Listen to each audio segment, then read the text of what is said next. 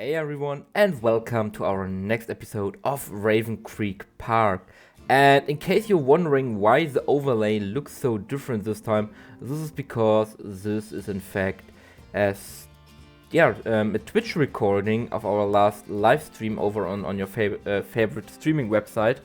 And because this contained very important things for the future of this project, I decided to basically do a little bit of a speed build of this live stream and also do a voiceover for you guys and upload it here to YouTube, so even people who are not watching the streams are up to date.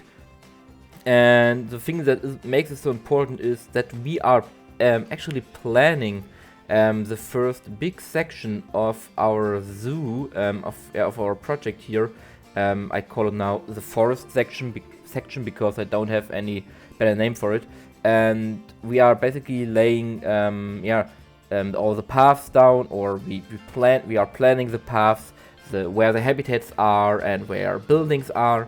So I know in the future when we are progressing where everything fits in and where it would be best.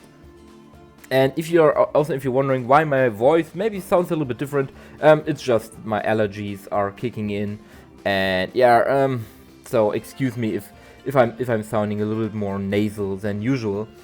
And another thing before we start into what you are actually seeing right now, is if you like the video, maybe consider leaving a like down below, and if you feel especially generous today, maybe even a follow, a subscription. It doesn't cost you anything and it would make me really happy. But enough of self-marketing.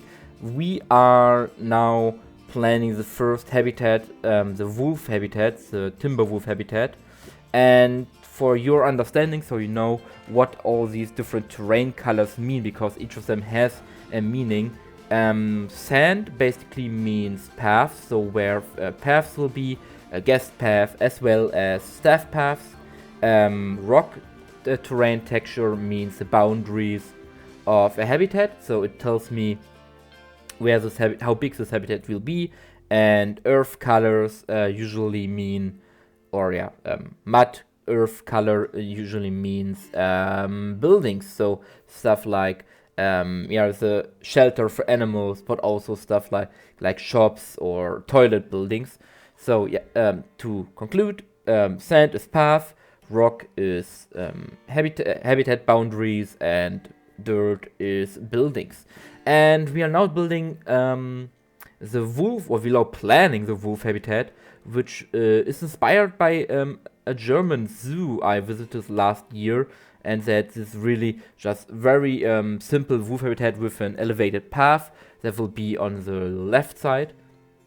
And we also decided to give it a little bit more different viewing areas. We also decided to have a little bit of a viewing explorer hut further back. You see it on the left side now. Explorer hut where you basically can go into the habitat and see the wolves up close. And we also decided to bring the wolves more up front because it draws the people in. It creates excitement to what comes next. And later we also have the bears and the lynx that are also very cool animals, so people keep going into this area to explore it further. The small habitat you see on the left now is actually a raccoon habitat. We don't have a raccoon in-game at the moment, and I first thought to use the red panda, but now I think it will just make it an implied habitat and keep it like that. Maybe we get the raccoon in the future, but right next to them will be a real animal that is in the game, and these are the reindeers. Maybe a weird choice to bring them in the forest section, but I really didn't had any other place to place them, so I decided to have them there. And also the habitat is already basically finished in my mind. And also it is from Leipzig Zoo, very simple also, but I think very much fitting into the zoo.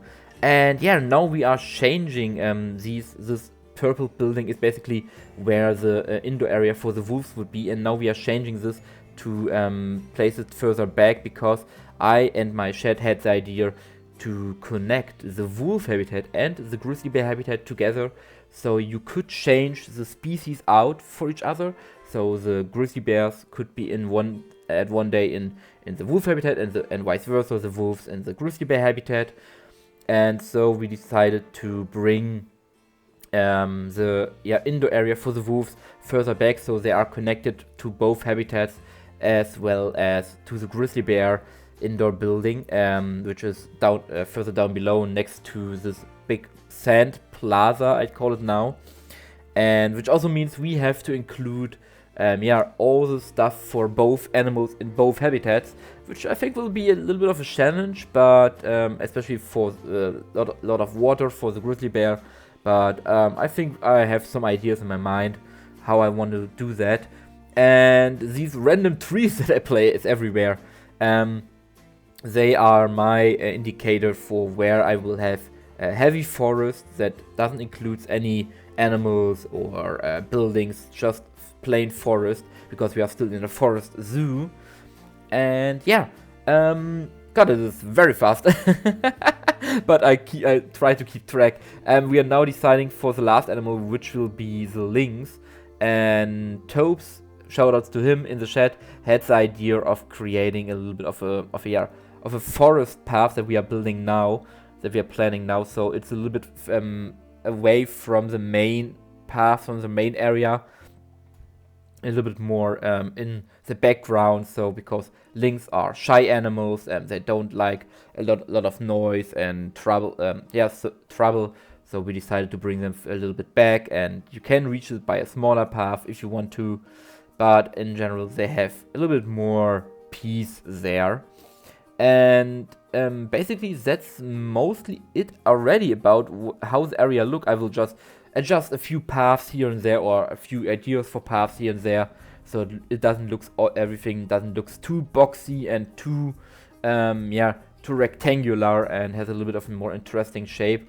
And if you still think these are too boxy and everything, let me down in the comments if you have better ideas how to and what to change them. But also, just these are not the final shapes of anything. The paths most likely will go in that direction and will curve like that.